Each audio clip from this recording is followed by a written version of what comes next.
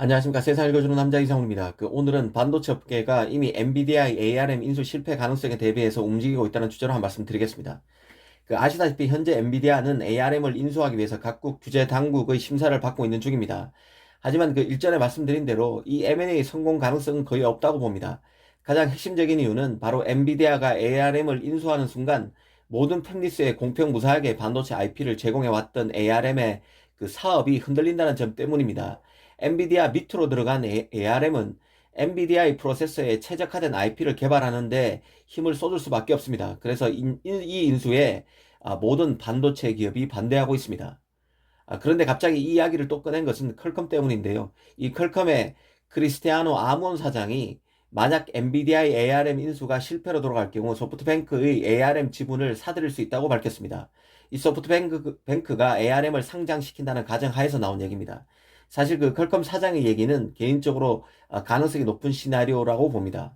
아몬 퀄컴 사장은 ARM이 독립적인 미래를 갖게 된다면 퀄컴 등 많은 반도체 기업이 투자에 상당한 관심을 두게 될 것이라고 말했습니다. 이게 가능성이 있는 시나리오로 보는 이유는 일단 엔비디아의 ARM 인수가 사실상 어려운 상황에서 이 소프트뱅크가 자금을 마련하는 가장 현실적인 방안이기 때문입니다. 앞서 말씀드린 대로 엔비디아의 ARM 인수권은 규제 당국의 심사 통과 자체가 어렵습니다. 이 400억 달러의 ARM을 인수하기로 한 엔비디아의 자금 여력도 버겁습니다. 사실 ARM의 주인인 소프트뱅크의 손정희 회장도 이제 자금 사정이 나아졌습니다. ARM을 팔 때만 해도 투자 실패로 핀치에 몰렸던 상황이지만 지금은 1년 만에 완전히 돌아섰죠. 최대 순이익을 냈습니다. 쿠팡 등을 상장시키면서 2020년 51조의 순이익을 냈습니다. 급할 게 없습니다. 아마 손정희가 엔비디아에 급하게 ARM을 팔려던 생각을 내심 접지 않았을까 싶습니다. 차라리 이보다는 일부 지분을 반도체 기업의 투자 형태로 넘겨서 ARM의 기업 가치를 올리는 식으로 갈 가능성이 큽니다. 실제로 네덜란드 극자회선 EUV 노광 장비 업체인 ASML이 그랬습니다.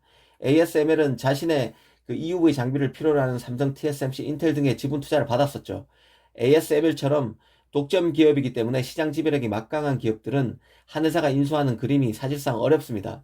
하지만 독점 기업과 얽혀있는 기업들이 지분 투자를 하는 것은 가능하기에 ARM도 아마 ASML의 사례처럼 갈 가능성이 있다는 생각입니다. 이 퀄컴의 아몬 사장이 지금 이 시점에서 ARM 지분 인수 얘기를 그냥 흘렸다고 보지는 않습니다.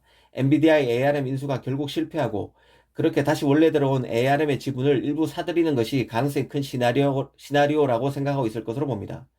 사실 퀄컴은 ARM의 의존 비중을 낮추기 위해서 애써온 회사입니다. 가령 올 1월 14억 달러 하나로 한 1조 6천억 원 정도를 들여서 설계 전문 스타트업인 누비아를 인수한 게 바로 퀄컴인데요. 누비아는 애플에서 아이폰, 아이패드용 모바일 프로세서인 A 시리즈 칩을 설계했던 3명의 핵심 인지니어에 의해서 설립된 회사입니다. 애플의 칩코어 설계를 총괄했었고 그전에는 ARM에서 12년간 근무했던 이들이 만든 회사입니다. 이 퀄컴으로서는 자신이 의존하는 ARM의 IP 의존도를 낮추고 애플을 제치기 위해서 누비아를 인수했는데 이번에는 엔비디아의 ARM의 인수 실패 시 ARM의 지분을 사들이겠다고 한 것입니다. 이 퀄컴 입장에서는 누비아 인수를 통해서 앞으로 더 많은 맞춤형 코어 디자인을 사용해서 단기적으로 ARM에 대한 라이선스 비용을 낮추고 장기적으로는 설계 기업으로 더 크게 성장할 발판을 마련했다는 평가가 나왔었는데요. 이번 ARM 인수 매입 의사를 밝혔다는 데서 보듯 다른 한편으로는 ARM의 지분도 확보해서 ARM에 대한 지배력도 어느 정도 확보하려고 힘쓰는 모양새입니다. 이 삼성도 마찬가지 사례가 있는데요. 삼성은 ARM에 크게 의존하고 있지만 한편으로 ARM의 의존도를 낮추기 위해서 노력하고 있습니다. 자체 CPU 코어를 만들던 몽고스팀 해체로 CPU에서는 ARM 의존도가 커졌지만 차기 엑시노스 모바일 AP에는 GPU IP로 ARM의 만리 대신에 AMD의 RDNA에 기반한 IP를 쓰게 됩니다. 이런 움직임은 ARM, AMD와 두루 손잡음으로써 ARM을 견제하려는 의도가 있습니다. 이런 사례에서 보듯이 극심한 경쟁에 노출된 반도체 기업들은 항상 리스크를 낮추기 위해서 다양한 시도를 하고 있음을 알 수 있습니다.